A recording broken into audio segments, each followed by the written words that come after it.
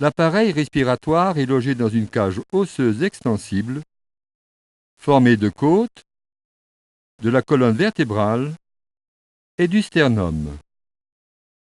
Dans sa partie inférieure, la cavité est fermée par une cloison musculaire appelée diaphragme.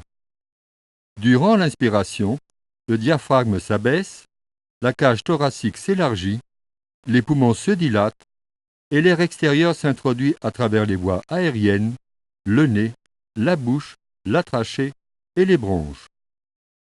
L'expiration suit immédiatement. Il s'agit d'un mouvement passif dû à l'élasticité des côtes sous tension. Le diaphragme se courbe de nouveau et la cage thoracique se réduit et comprime les poumons qui expulsent l'air. L'inspiration et l'expiration sont les deux phases suivantes du mécanisme de la respiration pulmonaire. Cette image illustre la phase de l'inspiration au cours de laquelle la cage thoracique s'est amplifiée et les poumons sont pleins d'air.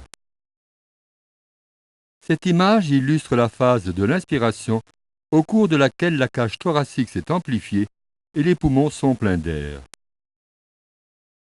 À l'extrémité inférieure, la trachée se subdivise dans les bronches, dont chacune pénètre dans un poumon, où elle se ramifie plusieurs fois jusqu'à des centaines de millions de petites cavités appelées alvéoles. L'échange gazeux entre l'air inspiré et le sang qui circule dans le réseau des capillaires s'effectue dans les alvéoles pulmonaires. Le sang arrive au poumon à travers l'artère pulmonaire, riche en anhydride de carbone. Dans les alvéoles s'effectue l'échange entre l'anhydride de carbone et l'oxygène qui se lie labilement à l'hémoglobine des globules rouges pour former l'oxyhémoglobine.